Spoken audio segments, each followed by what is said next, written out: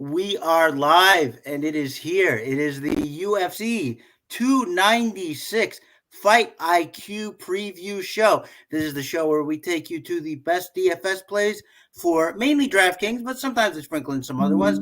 Also, betting plays, parlays, things like that. To that end, here's my man Sun Tzu in here, and with us as new, but also the the first show. Like usually when I put in the name, I have to say friend of the show, Drake Burden. This time it was member of the cast, Drake Burden. He joins us as well, and we are here to break down UFC 296. And fellas, how we feeling about the card here? Well, before we talk about that, Chris, I have to ask Drake something. Sure. Drake, you're familiar with that iconic Seinfeld episode about the Drake? Yes. Got to love the Drake. Love the Drake, hate the Drake. Like, have you ever thought of like getting a shirt made? Like, I am the Drake, like something like that. I mean, that'd be pretty good. I think that's like, I just was thinking about that. Like, that's an iconic Seinfeld episode for. We might, you know what? That might we're getting the custom of doing T-shirt bets. That might have to be a T-shirt bet. I love it. I am the Drake. Yeah. And as for the card, look, I really like this card. I mean, we lost a couple of fights, which are unfortunate. Does any of you, like, I've been working all day. Does anybody know what happened to the, the quote unquote Luque, Kevin Holland fight? Why did that never come to fruition? Does anybody know? I just think there was probably not enough time for it. No, there was time. I think it was just something that Dana White didn't want to do. Maybe not. Yeah. Because I mean, they were willing to do it at like 180, and it just and also, why not match up Luque against Salikov? I mean, that could have been a decent fight. Like, why lose a fight? It doesn't make any sense. We lost a few fights, 2 compelling fights, and I hate starting on a down note, but like that's what happened. Now we're down to 12 fights, right? Oh, yep. I will say to Robert's point here, if we were gonna lose a couple fights, those were kind of the fights to lose. Like, it's okay. I mean, I can lose those and not have too much to say about it, but I will get to my thoughts in a minute. Drake, what do you feel about this card to close out the year? Well, I actually think it was better with the Luque fight on there because I was all over him. I wanted him to smash Gary up, but we don't get to see that now. But overall, the card, I mean, it kind of lost a little bit of luster, but there should be, some shining moments in this card, particularly with our 2 title fights. And there are a few other ones that we'll highlight later that I'm really excited for. Yeah, no, I agree. And I was going to say, I was thinking about this card, and just from like a roster construction standpoint, I'm going to say this is one of the easier slates that I've seen in a while, just from the standpoint of and we'll talk about it. There's a lot of pricing in the 8,000 range here that I really like. And so much so that you almost don't need to go up in the 9,000 range all that much. At least I don't think so. And so from that standpoint, I think this is a little unique, and I like it from that vantage point. Wow, Chris, I hate to say that. I think we might be aligned here. I mean, outside of Rachmaninoff, which is probably a lock cash play. Yeah. There's really not a whole lot that I love up in that 9K range. And also, I like a lot of dogs on this card, or at least I think a lot of dogs have potential to spread ownership. So, I mean, this is a really interesting card from that respect. But real quick, about the whole Luque Gary thing, like I kind of like Luque as well. And I just love, like, I don't know if you guys saw the presser. Colby was absolutely hilarious. Oh my God. Yeah. Oh my God. When he asked, like, hey, is there anyone here that hasn't effed Gary's wife? And he's like, you can't make a whore into a housewife.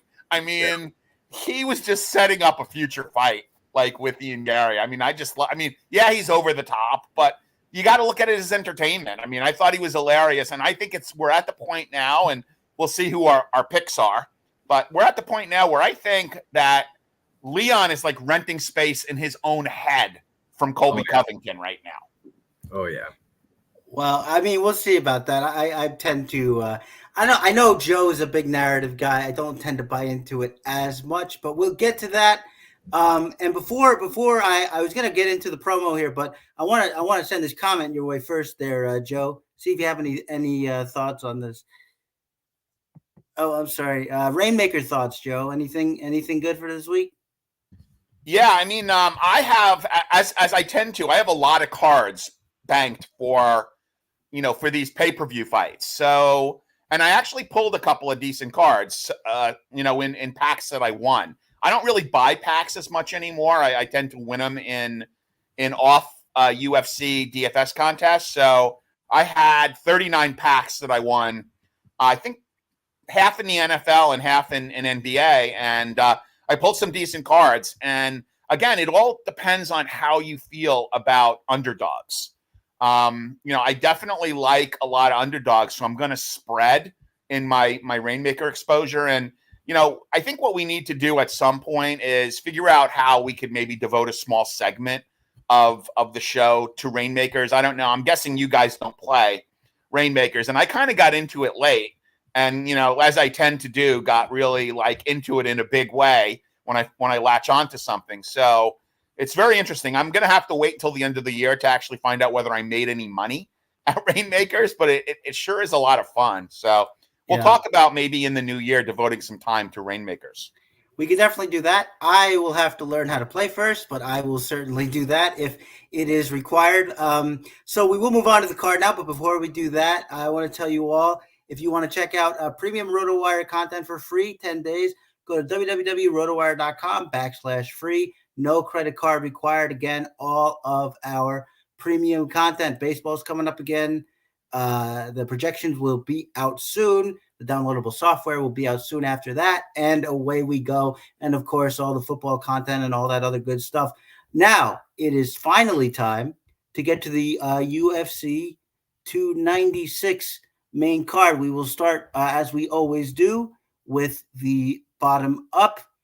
I hope you all like my vamping because that is what I am doing. And we start with Martin Buday at 8,400 taking on Shamil Gazitov at 7,800. Line on this fight, Buday at minus 123, Gazitov at plus 103. And I kind of hate Martin Buday fights generally because they're slow, they're sloggy, they're like the type of heavyweight fight you don't want. But this is a little different because Shamil Gazitov is really not that guy. A lot of his fights, most of his fights finish in the first round. He is absent defense. He almost got knocked out by UFC veteran Darko Stosic in his last fight in a different promotion. He's basically a big bull in the china shop there at heavyweight. So this thing is going to finish. And, I have to take Buday, I guess. I don't see anything really in Gazitov. He's a big guy, so he tries to wrestle. He doesn't do it very well. He's got power. Anybody can drop in this fight. It's one you got to have.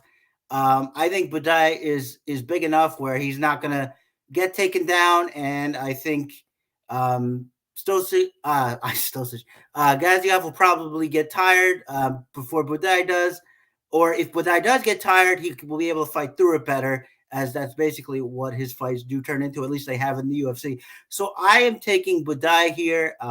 Again, I don't like the fact that I think you do have to own this fight, but I think that it's kind of required based on who the opponent here is. And I am taking Buday, and we will start with Drake. Drake, how you seeing this first fight here? Yeah, I don't want to put too much stock into this fight because there's a lot of unknowns, and Buday tends to fight more of a defensive type of style. I actually think that this fight goes to a decision unless somebody gets really tired or a massive cardio break, which it can always happen with these big guys. But overall, I'm not too interested in this as far as DFS goes. If anything, I'd put a bet on Buday because I don't think Gaziev is he's just not proven. I need to see him fight on the big stage. Buday has at least proven himself in 4 fights, and so we have something to look forward to in that. But overall, not a super exciting fight now to start the card off, but I'll stick with the favorite. Yeah, I think you have to go to the favorite. And interesting to see if and I think Joe agrees, but we'll see in a second as he gave the high side in there, because I believe the finish prop was minus 200, something around there as I look. But we'll go to Joe here. Are you also seeing this as one to avoid, and who's your overall pick? Yeah, I'm kind of with Drake where I think this actually is going to go to a decision. as it stands now, there's actually line value in Gaziev, which I'm not sure that I understand. The betting lines are minus 120, plus 100 for Gaziev. So plus 100 at 7.8K, I believe, is not bad. With that said, you got two fighters, two middling heavyweights with a combined record of 24-1. You would think that this would be a decent fight, but they're just not that good.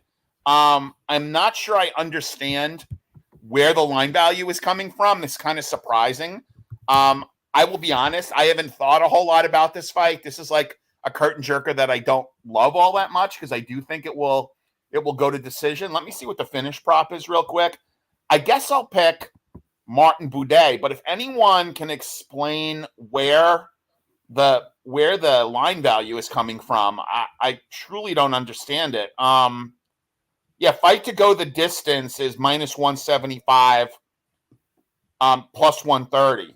So fight to go the distance is plus 130. So it's actually not. They're not thinking it's going to go the distance. They are looking at a decision here. So maybe if you're looking to bet it, which I honestly haven't thought all too much about, you pick one of these guys and you bet by decision, because I think you could get a decent, or you could pick fight to be won by split or majority decision. Fight to be won by unanimous decision is plus 165 either way. Fight to be won by split or unanimous decision is plus 700. So I would not be shocked if this was like a split decision type of fight. I don't think either one of these guys has got enough power to put the other guy away. So we'll see. But I will reluctantly pick Boudet here, but I don't love this fight. I do think it's going to go to decision. I do think it's going to score low in DraftKings. And if I was going to bet it, I would probably look to bet a decision prop.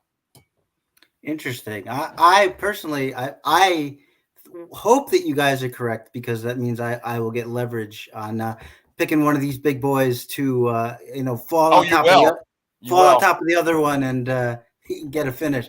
But okay, we will go then to the next fight, which is Andre Fili at 8,500 taking on Lucas Almeida at 7,700. Line on this fight, Fili can be had at minus 150. Lucas Almeida come back plus 130. And this one, the way I'm kind of seeing this fight is like two lankyish kind of guys. They're gonna come together and have some exchanges, but I think the majority of this fight is kind of going to be the staring in the mirror, kind of one shot at a time kind of thing in between. So I am not really looking at this fight to target. Both of these guys can wrestle, can grapple. It's more opportunistic than part of their game plans, I would say. They both have some power. We saw how tough Almeida is. And we also saw that he's good at on the fly in that Trezano fight. You just hit him with the same counter left hook twice and knocked him out. Adjusted to it after being knocked down the first time. So I like that about him. I just think Fili's a little bit cleaner. I think he's a little bit more good with the footwork, a little bit more agile. So I'm going to give a slight edge to Andre Fili here. But as I said, not really looking forward to this in DFS so much. And we will go over to Joe here first. Joe, how do you see this fight? Yeah, I mean, Andre Fili is like the MMA equivalent of a bran muffin. Like you kind of like it, but you're really eating it for a certain reason. And he's like since 2020, he's like 1-4 with 3 cancellations. Like, I honestly don't get the love for Fili here. I mean, I know he's got a teammate on the card in Josh Emmett, which is always nice, but like 1-4 in the last 3 years, and for a guy who's been in the UFC for 10 years, he's just blah. I mean, I don't really care a great deal for these first 2 fights, which on quote unquote the card of the year is really odd, but I'm going to pick the dog here. I don't expect to have a whole lot of this fight either way, because again, I could see it going to decision, and I sure as heck don't like the number on Fili, which is, where is he at right now? He's like, isn't he like minus 165? So there's been a little bit of comeback on Lucas Almeida. I don't know. I'm going to pick Almeida here, but it's not a strong pick, and I wouldn't say Joe said he likes Almeida, so I'm going to put him in my lineup. No, I don't love this fight. I'm probably not going to have much of it, but I'll pick Almeida. Yeah, this is kind of the skip for me as well, and I'm pretty much in your I'm going the other way, but it's just as slight as yours is there, Joe, for Almeida. Drake, how you see this one? It's going to be three of kind of the same spiel because although I am on Feely, just given that Feely's had better losses, I mean, he lost to Yusuf, Mitchell, Brito, and Nate Wood in his most recent fight. So, I mean, he's got the, I don't want to say the talent to be there, but I just think he's slightly better than Almeida just about anywhere the fight goes. I mean, it's kind of a crapshoot no matter how you look at it. It's like you already said, this fight is not going to be super exciting. I can't imagine that there's going to be a ton of action, but I am slightly on Feely. Yeah, no, I agree. And I had to highlight that comment because I did like it very much. Nan, how you doing? All right, but hopefully we'll get on to some better fights here. And it looks like, will we? Hang on here. Yeah, better fights start now. Better fights start now. Indeed, it is Tajir Ulanbekov at 8,300, taking on Cody Durden at 7,900. And this is kind of what I alluded to in the open about these 8,000 players being live to put up a lot of points. Like Tajir Ulanbekov we know about the grappling. That's what he does. He also has a nice jab. He can throw a nice one too. He scrambles well, as we saw in the Elliott fight. Very, very, very close split decision in that fight. 55 DraftKings points in that loss. So, I mean, a very high floor, especially at 8,300, but the ceiling is 100 points or above. As far as Cody Durden goes, you have a guy who's essentially the same thing. Might have a little bit of a strength advantage here, but we saw him get tired in his last fight. He pulled it out, but Ulanbekov is really gonna make him run through the ringer. I mean, it's not Jake Hadley. I see him as more of a better striker, a guy who can use his jab a little bit better, and a bit of a better scrambler as well. So I'm going to take Ulanbekov here, and this is one I really like. This is one I'm going to target. I mean, you need both sides of this, but I'm going to be heavier on Ulanbekov because I see the 100-point upside just staring us in the face here. So I'm taking Ulanbekov. That's going to be my first really big play of the card. We'll start with Joe again. Joe, how do you see this as a way to, as we put it, to actually kick off the card as the DFS players? Well, this is interesting, because when I first looked at this, I thought that Cody Durden offered some value. 7.9K coming off of a really nice winning streak. I mean, and even if you look at some of his scores, right? So 7.4K, 83.6 is not bad against Hadley. 7,500, 129 points against Johnson. At 77K, 86 points against Moda. At JP Buys, how is he only 8,000 against JP Buys? Put up another 112 points. So I kind of looked at that, and I liked him as a dog. Now, I'm swinging back somewhat on the other side because a couple of people who I respect really like Ulanbekov. Now, Ulanbekov is probably the least athletic Dagestani wrestler that I've ever seen. He really doesn't score that well, for his salary. Last fight he did was his best score at 8.6K. He put up 100 points against Nate Maness, but that's Nate Maness. I don't know, man. I really want to pick Cody here. I really want to go against, these two guys that I respect who really like Ulanbekov here. So probably what I'll do is I'll have both sides of this fight. I'll probably be equally weighted. And I'm going to stick with my pick of Cody. Ulanbekov has had a bunch of cancellations, I think, looking at fights. I don't know why why these fights canceled, but he's really had a lot. I mean, that always is a concern of mine when I see a lot of canceled fights, and I don't believe it was all him. It wasn't the opponent.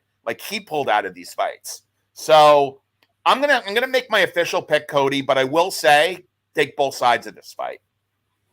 Yeah, and I can only assume that the guys you really respect are me and Drake, assuming Drake is also picking Nascimento. But let's see, Drake, which way are you going in what I think is probably going to be a pivotal fight on this card? Yeah, no, I'm on Durden. Ulanbekov is overrated. And the only way that I see Durden losing this fight is if he puts himself into a compromised position, because he has been submitted 3 times, and it's always a chance with guys like this. But I think so. If you go back and watch that Tim Elliott fight, Tagir against southpaws really struggles.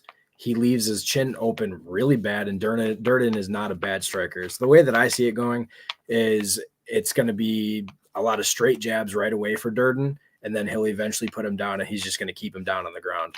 And we all know what that does for, DFS. So Durden is actually one of my favorite plays in the card. All right. So you guys weren't kidding about the dogs too. I feel so weird not being the guy on the dogs here. It's like the Bizarro world, but hopefully that will change going forward as we move on. I have to stop doing that. Next fight on the card is Casey O'Neill at 8,700 taking on Ariane Lipski at 7,500. Line on this fight: O'Neill can be had for, come on, Fight.io.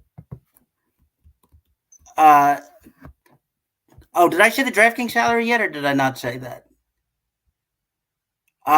In any event, 8,700 for O'Neill, 7,500 for Lipski, and line on the fight, minus 205 for O'Neill, plus 175 for Lipski. Another one of these cards where it's a potential huge score below 9,000 for me, especially somebody like Lipski, who is, could be like a vicious striker, but she's shown no ability to get off her back once she's put there. And I have no reason to think that O'Neill will not put her there and do her thing, get some ground control time, maybe get that sub in the first, and that would be a lot of points there. So Casey O'Neill, another one of my big plays on this card. Really like it a lot. I don't see a lot in Lipski here. I know the knockout's always possible, but I just can't trust her to stay on her feet. But Drake, how do you see this one with the Queen of Violence and Casey O'Neill? Lipski is not going to be in my pool whatsoever. That's one way to put it. So O'Neill, she came back from that bad ACL injury, and she had that really, really close fight with Jennifer Maia. And that first fight back, she put up like 137 strikes against her, and Lipski is nothing compared to Maia. So I have O'Neill at one of my top tiers, and she's actually going to be a part of my parlay piece later on. But O'Neill, when she wins, she scores ridiculously well. In 8,700, she's my favorite play in the 8K range. Yeah, I think it has to be, doesn't it? It's another one of those plays that makes me kind of nervous because I think, why is she not a little higher up? But I am going to take it, and with a big smile on my face too. But Joe, what about you? How do you see this one? First of all, this is a true Vaseline fight, meaning the corners are going to be putting Vaseline on each other with these two fighters, both very attractive. I think this fight should be a pick 'em. I like Lipski here. American Top Team, she has looked awesome in her last 2 fights. Would it surprise you to know that in her last 2 fights, O'Neill has gotten 0 takedowns and Lipski's gotten 3? Her takedown defense is a lot better. I think she's a better striker. If O'Neill comes in and tries to clinch, I think Lipski's Muay Thai can serve her well.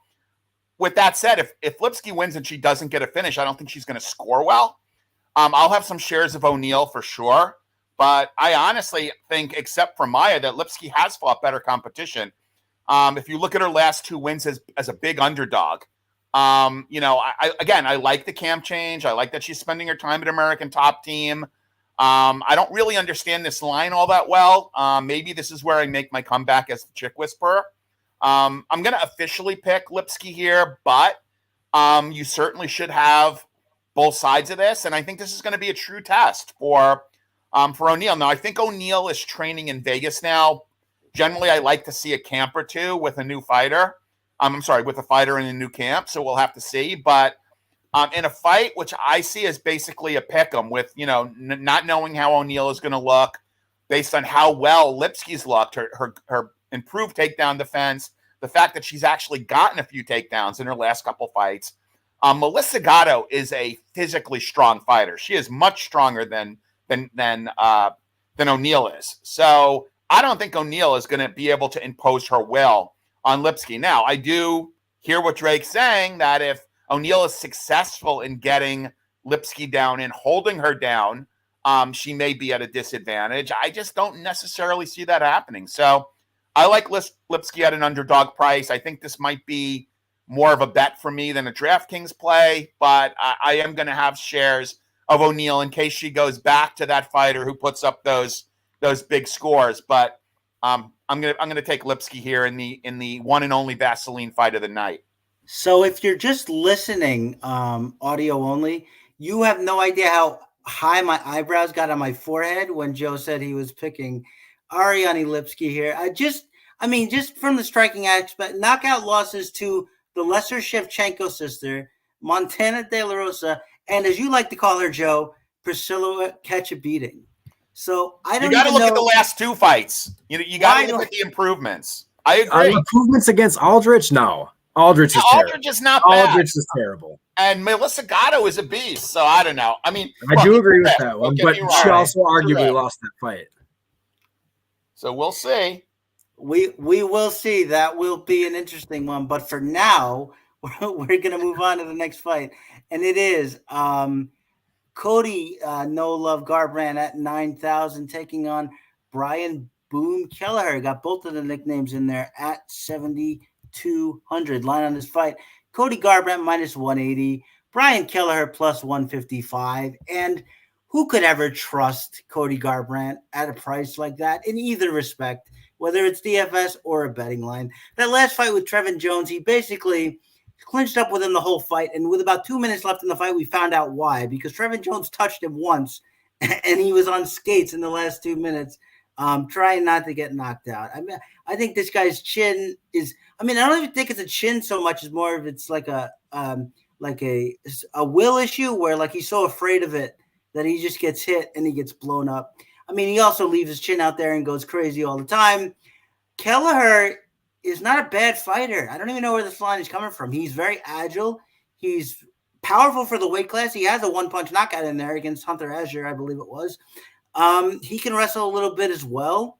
And now that we're up here at bantamweight, they can probably match for speed. Like that's why I didn't understand the Cody move here. I just don't get the line. This is like a championship Cody Garbrandt numbers for a very less than champion Cody Garbrandt. So I have to pick Brian Kelleher here. I don't know how you pick anywhere else. I don't know how well he'll score either. He does tend to kind of throw a lot. He'll get into these scenarios where he will throw and he will land. So maybe a win gets you like high 80s, and that would be enough, like 84 to 86, which of course you would take at 7,200. I could be wrong. I don't think Brian Kelleher has been knocked out. I think it's all submissions, right? When he loses under the bell, I'll have to look at that, but I believe he has never been knocked out. And I just don't see Cody like doing the Trevin Giles special and just holding him for 3 rounds and getting a win in that spot. Just FYI, 56 points in that win for Cody Garbrandt, and now 9,000. I think this is a travesty of a line, and I'm taking Brian Kelleher, and we will start with Drake. I don't think there's going to be too much disagreement here, but maybe I will be surprised. Drake, how do you feel? No love for no love. There you go. Garbrandt is a shell of himself. He reluctantly won that fight, and he looked terrible in doing so. So in my mind, he lost 3 fights in a row. Kelleher, like you already said, he was on quite a roll before being submitted in, the first round of those first 2 fights. You don't got to worry about a submission with Garbrandt. Kelleher is also on another piece of my parlay coming up. Kelleher is quite possibly one of my favorite dog on the card, because I have no faith in Garbrandt. He still looked completely terrible. He looked hesitant, and Kelleher likes to push a pace. I think in all of Kelleher's wins, I think he scored over 100 in the last like 5 wins. He had 102, 125, 115. Oh, it was 93 and then 105. So a win at 7,200 for Kelleher, he's going to smash that tag. Yeah, I agree. Another one where it's like, am I being led into a trap here? Because why is this salary so low? But we will see how Joe thinks. Joe, do you have love for no love? Yeah, so here's the problem. Like I'm like 100% confident that Kelleher could beat Cody Garbrandt at like Scrabble and like in a spelling bee maybe. The problem with Kelleher is he's got no floor. I mean, he has scored a total of 1.4. Let me repeat that. 1.4 DraftKings points in his last 2 losses. I mean, and that's the problem. Like, so could I see Cody catching him with something? Yeah, sure. The other thing is, I don't know that Kelleher has got any power, so to speak, of knocking him out. I mean, I think, and let me just double check this. I think his big wins are by decision or sub. He's got 1 knockout. He's got a knockout of Azor. That was where Hunter Azure. Yeah, Hunter Azure. That's where he got mollywopped in the first round, and then came back and finished him in the second round. So he's more of a submission / decision fighter. So I don't love Cody at 9,000. I think it's a huge risk. I mean, this is a pure GPP fight. I wouldn't play either one of these guys in cash. There's just too much risk. There's no floor for Kelleher. So you need Kelleher to win. You can't say, okay, well, if he loses, maybe I'll get 30 or 40 points. I just don't see that happening here. I'm really conflicted. I mean, I'll make it a trifecta and pick Kelleher here, but I'm really nervous about his floor, and I see this truly as a GPP fight. I understand that, but I mean, the last 2 fights, I'm very confident in saying both of those gentlemen would beat Cody Garbrandt very badly. So not just that, but Cody Garbrandt has 0 submission wins to his name, and he's not a grappler in any sense of the word. So the only way that he would have any chance is if he puts Kelleher out, which I don't think he's going to. Kelleher has been knocked out 1 time. That was like 10 years ago. And I just don't see Garbrandt having a shot in this fight. Well, I see him having that shot, but that's it. And like you say, I do think it's not that good of a shot. He does wrestle sometimes, but he's not very good as a control wrestler when we see it. So yeah, I'm going a lot stronger than you, Joe, and I think Drake is as well. But we will see how that turns out. Next fight, Irina Aldana at 8,800, taking on Carol Hossa at 7,400. This is going to be a fight. This might end up being a GPP. I'm sorry. No, this might end up being a cash fight just because of, these two are going to throw a lot of strikes at each other. They both average, I think Irina Aldana averages 5 and Hossa averages almost 5 significant strikes landed per minute. So I think this is going to be a lot of significant strikes in here. And with a win, I think we could see, upwards of 80 points from somebody. That puts me more on Hossa because I feel like the win there's more room there. But like I said, I think cash for both.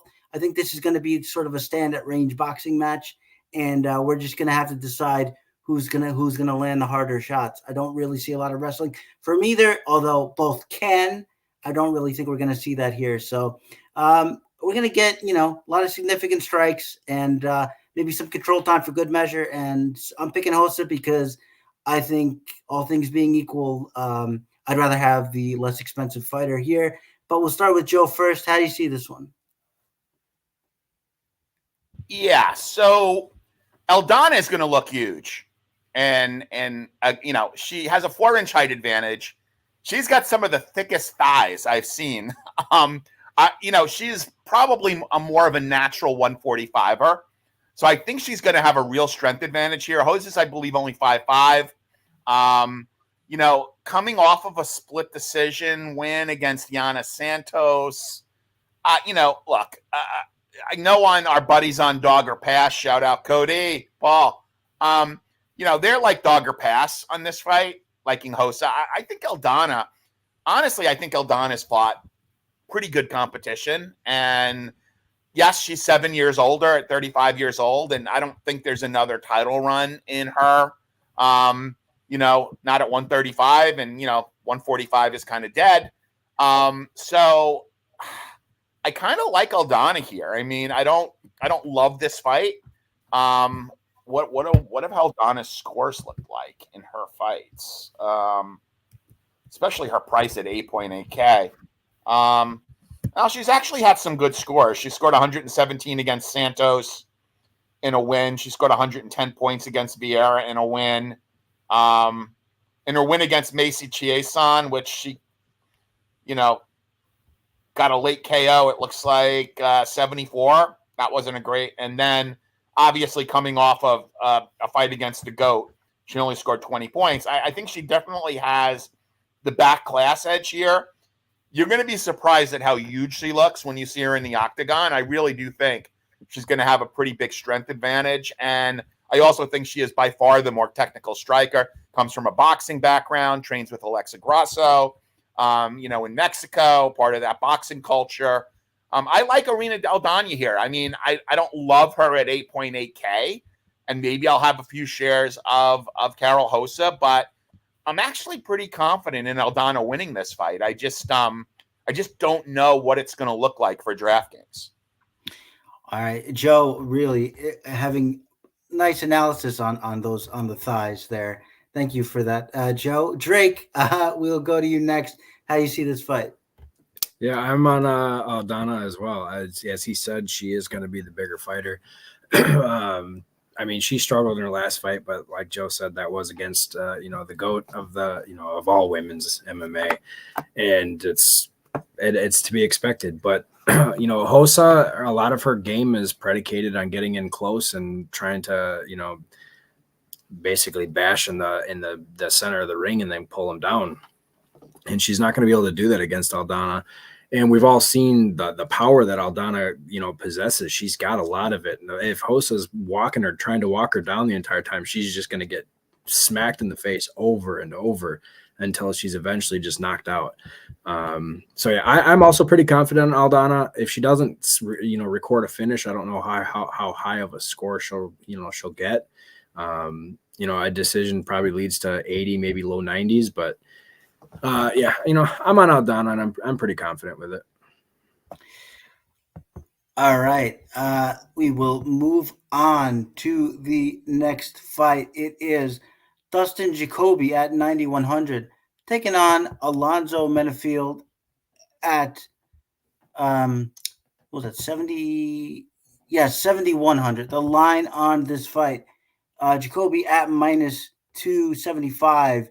Menefield at plus 220, and I have a pretty simple metric for light heavyweight fights, which is that unless there's like an elite in the division, you take the better athlete, the harder hitter, and that's what I'm going to do here. I'm taking Menefield here. We've seen Dustin Jacoby kind of get flustered and lose to bigger punchers before, and lose by getting giving around the way just by getting hit hard and then having to recover. And I just think Menefield is going to be too much here. Like, I think Jacoby's going to try to work behind his jab. And it's not that he doesn't have any power. He has some knockouts in his own right, but the athleticism advantage is just going to be pretty overwhelming here. Menefield, dare I say, starting to round out his game. A couple submissions in recent fights. I guess the one over the fraud guy doesn't really count, but Jimmy Crute, that was an interesting one. So we'll see how it goes, but I'm going to take Menefield here for the savings, and I think Jacoby is going to get hit with something hard at some point, even if he starts out well, and that's going to change the course of the fight. So I am taking Alonzo Menefield, and this time we will start with Drake. What do you think about the light heavyweights here? I think you're slightly crazy. All right, let's go. If Menifield threw more, I'd be more than happy to to ride with him. But he sits and he waits, and Jacoby's very technical. There's a reason that he's won so many fights. The 2 fights that he lost, he beat Roundtree. That was a horrible split decision call, and then he lost to Murzakanov in another close fight. Both of those guys throw a lot more volume than Menifield. Menifield also has cardio problems. And that's not something you want to run into with Jacoby. Not to mention that Jacoby, I think, has quite a bit of a reach advantage over Menifield. So, I mean, Menifield's going to be struggling just to hit him. If Jacoby doesn't, finish him somewhere in the first, second round, I don't know if he scores well enough to pay off 9,100. It's not my favorite play in the 9K range. I probably won't have much of him at all, but I do have Jacoby winning. Yeah, well, that is another point, another one of the 9,000s I don't like. But as I said, I think obviously it's a GPP play, but at light heavyweight, being an athlete wins. I understand what you're saying about the volume, but I'm gonna roll the dice, and I assume Joe is also on Jacoby, but maybe he will surprise me. Joe, what do you think? Yeah, I'm going to surprise you. I actually think Lonzo is live here. I mean, Jacoby does have a 3-inch height advantage, but the reach is identical. I think that he could dirty box him, and dare I say, even use some grappling. You mentioned a couple of sub wins. Look, I've never been a Jacoby guy. I respect him as a kickboxer, and I do agree with Drake that he won the fight against Roundtree. He certainly landed the harder shots in that fight, and that actually doesn't look as like such a bad loss after what Roundtree did, last week. I say loss, quote unquote loss, because I think we both think he probably won that fight. Look, I don't like the age, I don't like the cardio, but I love 7.1K. I mean, I love the lineups that 7.1K opens up. I hate 9. What is he? 9? 9-1. 9-1. Wow. I'm not sure how much of that I'm going to have. I'll have a few shares. Mini rant time, Chris. Sorry. I'm really disappointed in how DraftKings sized the main contest. Like I get that there's a 3 game NFL slate for Saturday, but when was the last time we've seen a pay-per-view where the main wasn't 200,000? So we've got so what people are going to see is they're going to see a main with 100,000 up top with an increase in price from 18 to 25. I don't love it. I don't know how many lineups I'm going to play. I'm probably not going to play more than 20 in that contest. I may not. They also downsized the $3 contest.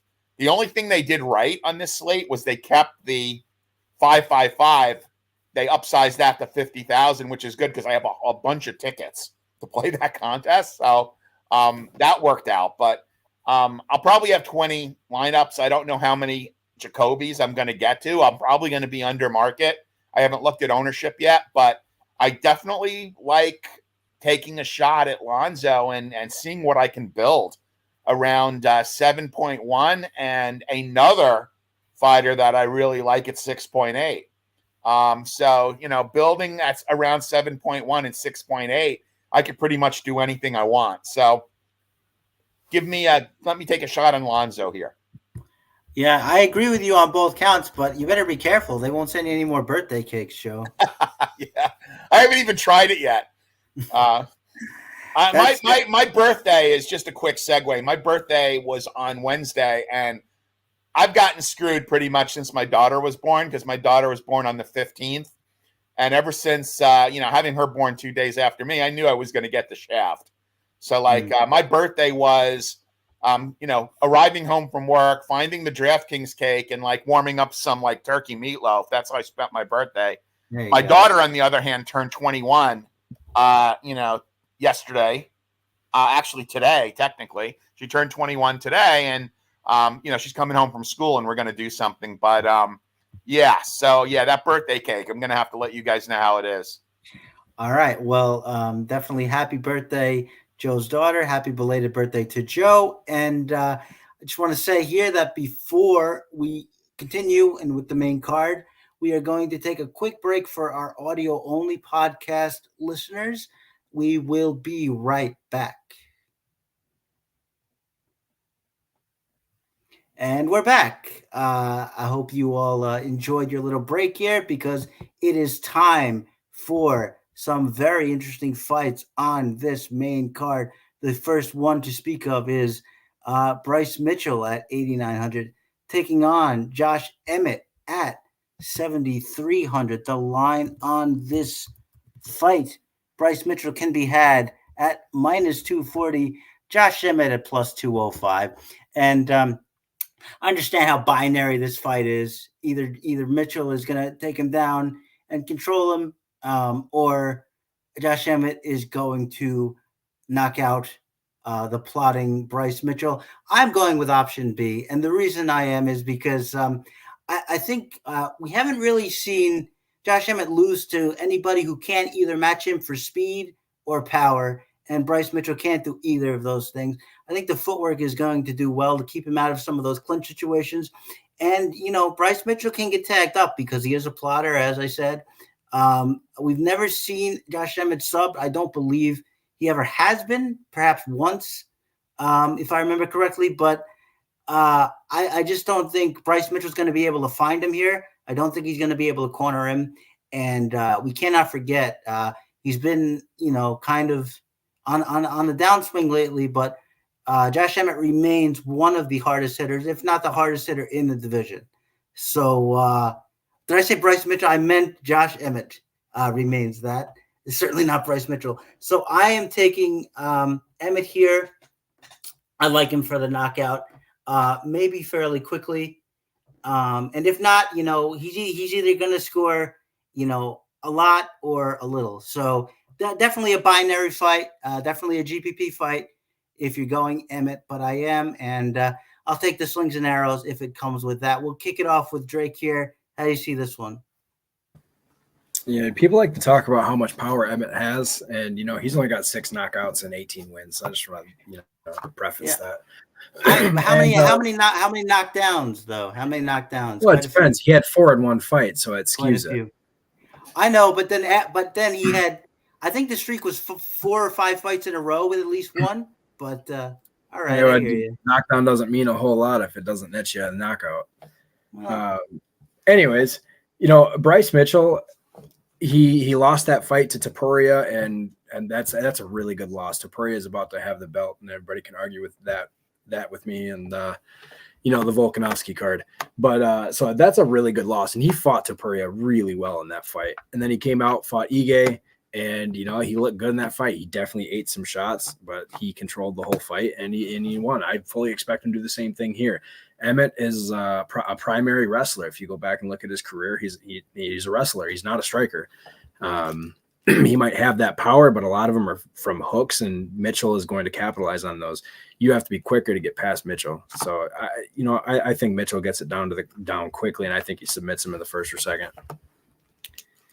All right, and just to clarify that, because I did have to go and look, it was 7 fights in a row, beginning with that 4 knockdown fight with at least 1 knockdown. I certainly think that counts for something, but we will see.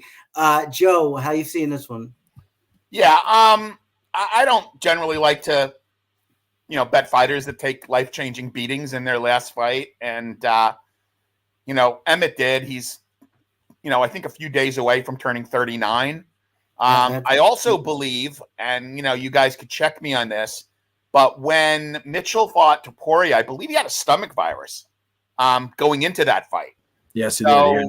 Yeah, I mean, it's kind of hard to fight when you have a stomach virus. I like Thug Nasty here. I like him quite a bit. Yeah, I don't think the short notice matters as much for him. I mean, the guy has a weird training regime. He trains at night. He farms during the day.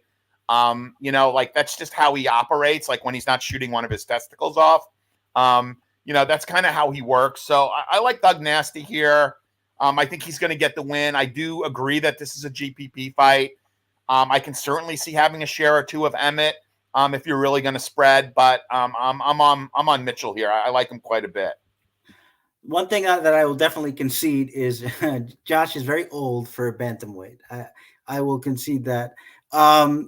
All right. So next fight, but I still do think he gets it done. Anyway, next fight up is Paddy Pimblett at 9,400 taking on Tony Ferguson at 6,800. Line on this fight is Paddy Pimblett at I'll go with one of the more reasonable ones, I guess, minus 300, but the spread is to minus 340. But we're going minus 300 for Paddy Pimblett and plus 250 for Tony Ferguson. And Joe, this was the one I assume you were alluding to earlier when you said you like the 6,800 fighter. And this was another one of those that I said was referring to when I said I'm not really going to pay for the 9,000s. What I do think is going to happen here is, look, we all want to see Tony Ferguson win. Nobody likes Paddy Pimblett, but okay, well, wow, you're gonna have to make your case after we convene here. But what's going to happen here is that Paddy's very big for the weight class, and he knows how to grapple. And so I don't see Tony Ferguson competing with that at this point. I think he's going to get stuck on the ground, and he's going to try to like throw up triangles and do his little rubber guard thing. I don't think it's going to work. But I also don't think it's going to be like a GPP score. I know that Tony Ferguson rocked Michael Chandler in that fight. I know that Paddy Pimblett gets hit a lot. Those are, considerations. But at the end of the day, I don't see Tony Ferguson sustaining that kind of thing. We also know he's very tough. He took a beating in that fight against Josh Gordon and won. But I have to pick Paddy Pimblett here. I think it's more of a cash play with, as I say, Tony getting stuck on his back and the control time and whatever else. So that is my official pick. But we will start with Paddy Pimblett's number one fan over there, which is Drake. Drake, how do you see this one? I love Paddy the Baddy. I liked him prior to the UFC, I like him in the UFC. And at this point in Tony Ferguson's career, it's really hard to just to go with him. He's lost 6 fights in a row. He's certainly lost his step. He's getting old. And, striking, I think, is where he's going to have the best chance to win in this fight. The only problem is going to be is I don't think it's going to be striking very much. I know a lot of people are going to be on Paddy, and rightly so. I got Paddy. I would love to see Ferguson win again. I just don't think we're going to see it. Yeah, unfortunately, I don't think a ton more analysis is warranted. But maybe Joe has some kind of revolutionary take that we haven't heard before. There is only one way to find out. Joe, how you see this? Yeah, I do. One, I've never thought much of Pimblett. I think he's majorly overrated. I thought he clearly lost that fight against Gordon. It wasn't even close. I don't know. I am not a conspiracy theorist. I like narrative, but I'm not a conspiracy theorist. But if I was ever to think a fight might have been fixed, that was the fight. Because I really don't see how Pimblett got that win. He's taken a year off. Look, I think Ferguson has got a fight in him where he could knock Pimblett out here. I think he rocked Michael Chandler before he got nuked with a head kick. He has at least had moments of being competitive in some of his fights. I agree. He is not the Tony Ferguson of old. Now, here's where the narrative comes in. Tony Ferguson has always been a guy that trains himself. He's never been part of a camp. He brought in a mental coach, to kind of get his head straight, to work with him. So I'm not going to say that that's going to make all the difference in the world here. I am going to say against a fighter who I believe is clearly overrated, who I believe lost his last fight, I've got Tony Ferguson coming off, losses, but a murderer's row of losses at 6.8K. Sign me the F up. I mean, I'm going to take some stabs here. I'm going to play Tony Ferguson by knockout. It could be a pork chop a big pork chop for me. But I don't like Pimblett much at all. I will have some shares in case Tony is so far gone he loses to someone like a Paddy Pimblett. At that point, the UFC should either make him retire, or he should maybe find his way to PFL Bellator. But I like Tony Ferguson here. I'm picking him to win outright, and I'm picking him to win by knockout. I think you can pick him to win by knockout. The problem is he's never been a one-punch knockout guy. It's always been attritive, and I just don't think he has that in him anymore, especially when a big guy is going to be trying to grapple him the entire time. But we will see how that turns out. Next fight, Shavkat Rakhmonov, 9,700. Stephen Wonderboy Thompson at 6. Was that right? Yeah, 60. I had to do a double take. I'm sorry about that. Stephen Wonderboy Thompson at 6,500. Line on this fight. Rakhmonov minus 600. Stephen Thompson plus 450. And it's kind of gotta do the look when you see the line that big. But I mean, I don't really disagree with the spirit of it. I think Shavkat is just gonna take him down. We haven't seen Thompson put up any resistance to wrestlers at all, to the point where guys who don't even want to wrestle in Kevin Holland were taking him down twice. So, it's kind of really hard unless Shavkat gets into a thing where he shows up and says, you know what, I want to show that I can outstrike Stephen Thompson. Then you might have something. Otherwise, I don't think there's a lot in Thompson here. 9,700 is a lot. Even, I mean, you look at Shavkat and we think of him, and rightly so, as this beast, but for DraftKings, not really the case. Most of his fights, struggle to get over that 100 mark. I think he's got 1 or 2 fights over it. The rest are 97, and I think he's got a couple hundreds in there. So at 9,700 on a 13-fight card, I don't really see a lot of utility for him here. He's probably going to draw some ownership, I would imagine, just from being the name and having that path to victory. But I'm kind of going to want to stay away. Same token, I'm not going to have a lot of Thompson at all. He could be 6,500. He could be 4,300. I just don't like it. We saw that in the fight with Jeff Neal that he can eat shots and he can come back. And I just don't think Thompson's going to have too much for him, even if this does stay at range. He'll win those segments, but he won't do enough to win the fight. So my pick is Shavkat here. And Joe, we'll start with you first. How do you see this one? Yeah, so I think the one thing that Stephen Thompson is thanking the Lord for is the fact this is not at the Apex.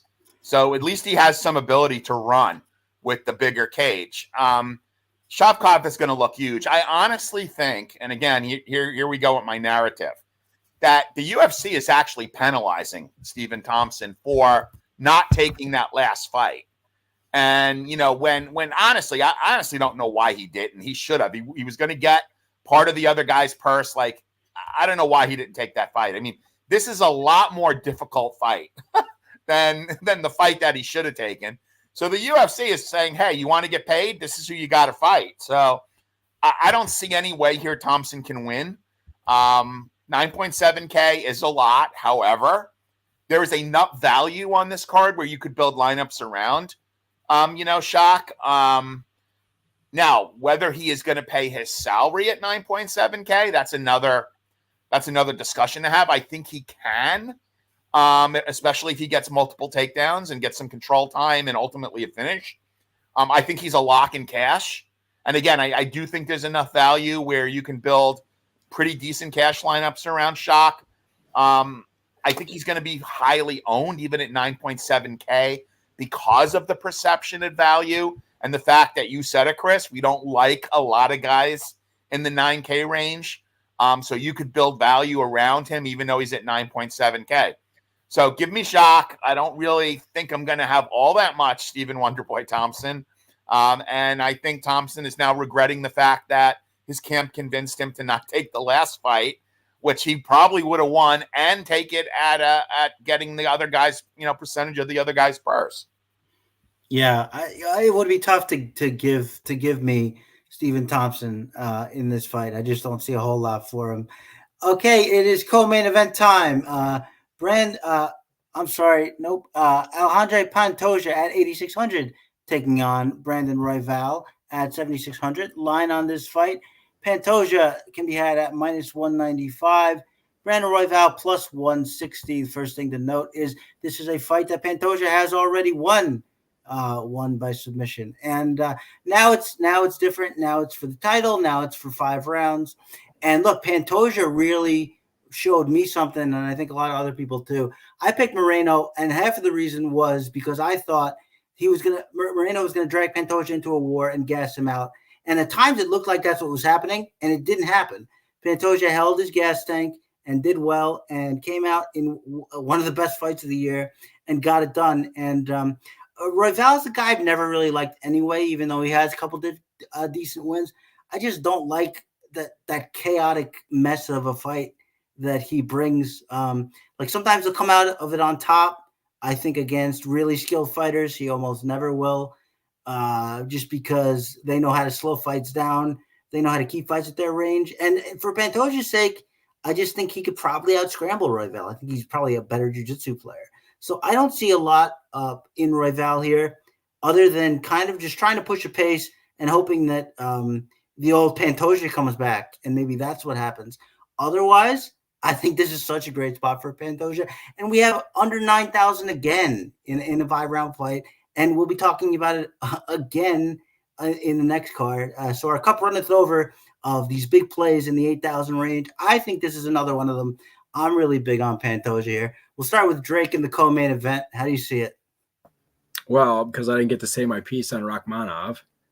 Oh, did you not? I'm sorry, my friend. I think there's not much to say. Wonder Boy's going to get his ass kicked. Okay, go ahead. On to this one, I think it's kind of similar. I'm all over Pantoja. I was on Pantoja to beat Moreno again, and I'm on Pantoja to defend this belt. There is nothing Royval can do except for maybe, grab one of those famous guillotines he's got. Other than that, Pantoja should just completely wipe the floor with him. Yeah, no, I agree, and this is such a conspicuous card because I kind of feel like I'm being punked with all these prices and where they are and how I feel about them. But we will see how it turns out. And here we go in the main event. It is Leon. Chris, I didn't give my pick. Wow, you are dropping the ball, Joe. Okay. Go ahead, my friend. Yeah, please. So I like Pantoja here a lot. I do think, though, that Royval can have some competitive moments. Oddly enough, unless you think Leon Edwards is going to win, which I don't, I think this is the better fight to stack if you're thinking of stacking in cash. I think there's definitely I think Moreno has a better floor if Pantoja wins than Edwards would if Colby wins, if that makes sense to anybody. So I do think that if you're looking to stack a fight, and I don't necessarily believe you have to on this card because there's enough value where you won't have to stack, but I think Royval has a pretty decent floor. And there are some people, believe it or not, that are picking him to win. I was also on Pantoja against Brandon Moreno. I know it was a close fight. The body language, I give Pantoja credit. I really thought he was done, on the stool, and he came back and he really fought. So I like Pantoja here. Pantoja's going to be coming into this fight with the confidence that he beat this guy before. So I like Pantoja. I believe Pantoja by sub is plus 150, which I may take a little stab at or may look to parlay maybe Pantoja by sub, Colby by decision, Ferguson by knockout. There's some really good parlays out there. So anyway, give me Pantoja. All right, and that is the Fight IQ pot. Just kidding. It is time for the main event. I got everybody. That's how you win back the crowd, ladies and gentlemen. It is Leon Edwards at 8,200 taking on Colby Chaos Covington at 8,000. The line on this fight is, where are you, main event? It is Leon Edwards at minus 160, Colby Covington plus 140. And me and Drake got into some good-natured ribbing about this main event earlier in the week. I am picking Leon Edwards pretty squarely, and I will go into my reasonings here. Number one, it's the first thing you have to lead with, is a 2-year layoff for a guy who relies on his cardio. Now, we've seen Colby Covington sort of get tired in rounds before, take rounds off. I don't know how he's going to look 2 years away. He's got to go 5 rounds. When's the last time he was pushed like that? It's hard to say. And Leon Edwards is just, we know he's going to be the better striker. And if Colby Covington can't get this fight to the floor, or if he slows down in the third, fourth, fifth, I just think he's going to get his lunch eaten. Second point to make here is Colby Covington gets hit hard a lot. 2 knockdowns in that second Usman fight, 2 knockdowns in the first Usman fight, come to think of it as well. A knockdown against Jorge Masvidal. You want to go all the way back. Lost the first round striking to Damian Maia.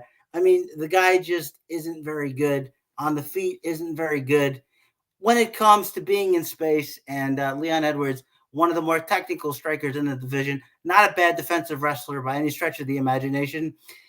And it's hard. It's just hard for me to imagine that Colby Covington's going to walk into a 5-round fight against one of the best fighters in the division after 2 years off, when cardio is the best weapon, and get this done. If he does it, I will be very impressed. I know that he is searching for my approval, so he will be glad to hear that.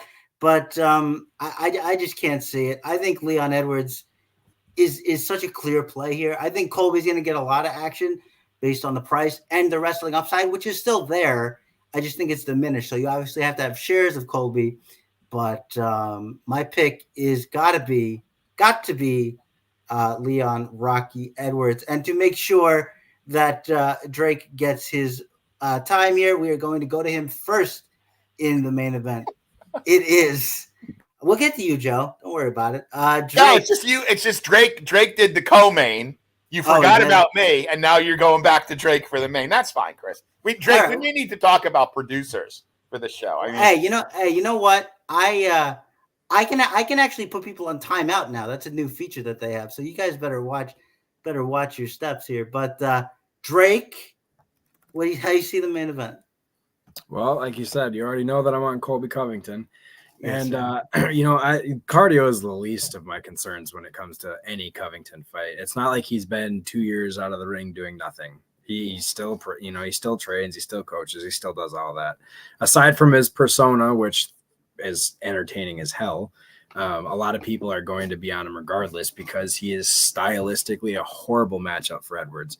The wrestling, it's one takedown around and Edwards is going to have a hard time getting up every time.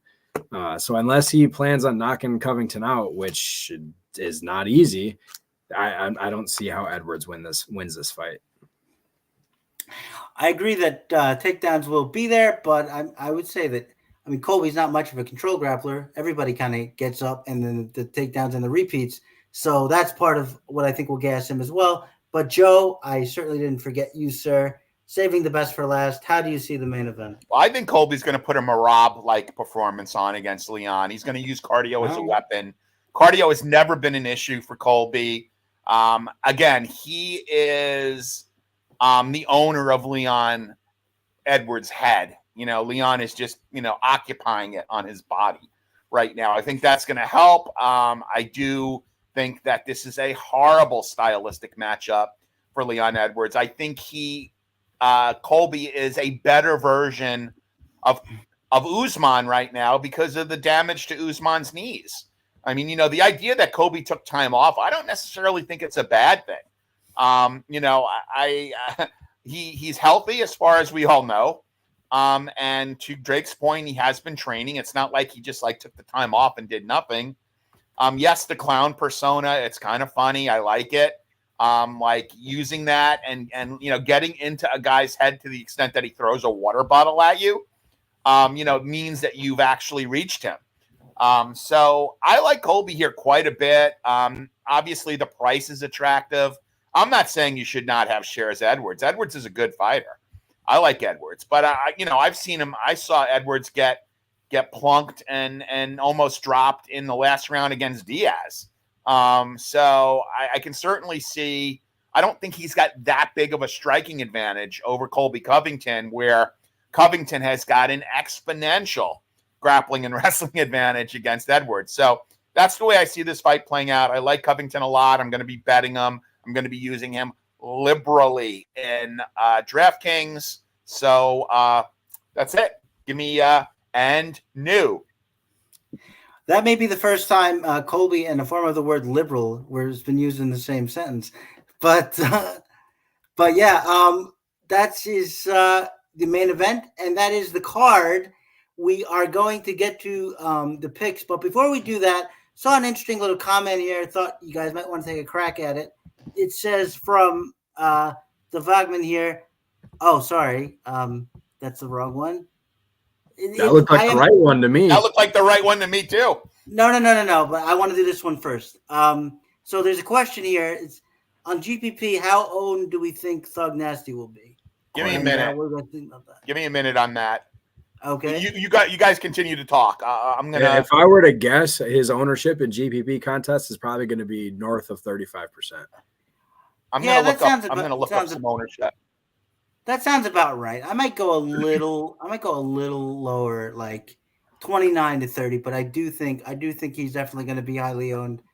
And I can see it. He definitely does have the grappling upside. He's tough. He took a beating from Topuria before he finally did get finished. But just something about these plotters against these athletic guys. What did you guys say for ownership? Sorry, I was looking up ownership from one of my other sources. What did you guys say? I said about 29 to 30, and I think Drake. What did you have? Just north of 35%. Yeah. I mean, what I'm seeing is about 33%. So I think we're all kind of in the same ballpark because there's always some variance in ownership. So I think that's about right. Right. Yeah. No. Just we're definitely in the Goldilocks zone, I think. And now we will get to what we segment on the show that we call hot takes. We have some takes that are either highly lined bets or parlays that can pay off, that are juiced up. We give them to you as things that are more likely than maybe the line would suggest to happen, to see if you can get paid off with our help. And for me, it has to be just because the main event evoked such a strong reaction, and it is a pretty fat line in its own right. It is Leon Edwards by knockout at plus 325 will be my hot take. And who has one queued up? Joe, you got one ready to go? Yeah, so look, this is high risk here, and I would not be betting the mortgage on this, but high risk means high rewards. This parlay is going to pay north of 14 to 1. It's a 2-fighter parlay. It's Pantoja to win by sub, which has been bet down to plus 120. It was plus 150 when I saw it earlier in the week. Tony Ferguson by KO, which is plus 600. So the plus 600 and the plus 120 comes out to plus 1440. $10 will get you, your $150 back. So that's a nice little parlay to play. Again, it is very high risk. There are a lot of juicy wagering opportunities. You guys should follow Technical Tim on Twitter. There's definitely some a lot of bets out there that I like on this fight. And I may actually spend more money or more of my money on wagers than I do on DraftKings, just because I really do see some juicy spots here. And I see, some parlays, and, definitely follow Cody Safdik's PRP.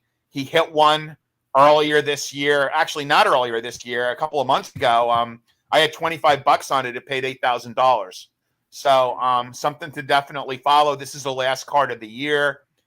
We'll be back for the next pay-per-view. Is the next pay-per-view in January?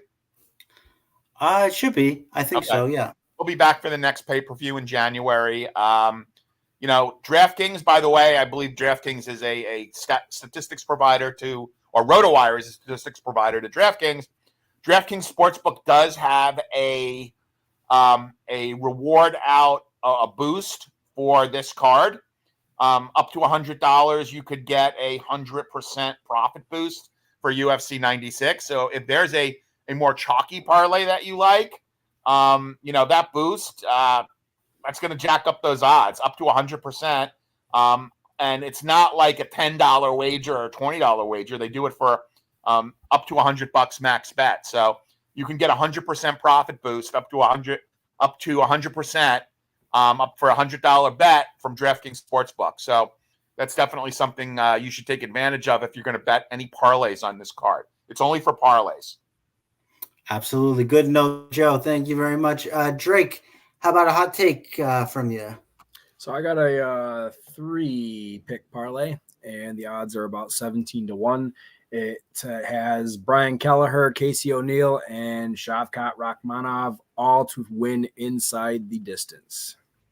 See, that's what I like, and I think we were talking about the reasonable prices of these in both betting and DFS, of these sort of more powerful people who can really win or have really strong advantages here. So I like that a lot, which is you take one of the dogs that you like and you take the two the mid range there that we both think are going to do really well. So I like that very much, actually. And in chat, if you have hot takes for us, we will answer them now. Just go ahead and pop those in the chat. Something that you see above the odds that you think has a real good chance to finish. And while you guys are doing that, I mean, this is obviously our last podcast of the year. I want to thank everybody. What about Patty by sub, Bryce by sub, and O'Neill by finish? I don't hate it. I don't think O'Neill is going to finish Lipsky, but I don't hate it. I don't hate it either. I mean, if Patty does finish Tony, I don't think he's going to knock him out. So Patty by sub is fine. Thank you, Nan. Yeah, so I want to thank everybody, on behalf of RotoWire for watching this year. There are a lot of podcasts out there now. I mean, I remember when I first started doing this, I could count the pods on one hand, and I could set my calendar by them. And now there's just so much content. There's somewhat less DraftKings content, and again, when we started this, we were doing every week, and it just got too much. So we kind of cut it back to just do pay-per-views. But we're gonna kind of run strong into 2024. Want to wish everybody a happy holiday. I know that people get a little angsty for UFC action during hiatuses, but I actually kind of look forward to it. Yes, sir. Get on with life and do other things. So I'm looking forward to the month off, and we'll see everybody back in January. Yeah, I used to get angsty, and then I started doing this for part of my job, and don't get angsty that much anymore. But thank you guys so much. I reiterate everything Joe said. I thank you guys so much for watching. We went through a few changes. We have a new lineup now. We couldn't be happier. And Drake, thank you so much again for coming on with us. We look forward to all the shows in the new year and beyond. And don't forget to follow everybody at Sun Tzu for Joe, at D Birds for Drake on Twitter. I am at the onlyest one. Folks, good luck with everything tomorrow, and good luck in your contest. You can hit us up on Twitter if you have any specific questions. Otherwise, as Joe said, have happy holidays, and we will see you for the next pay-per-view.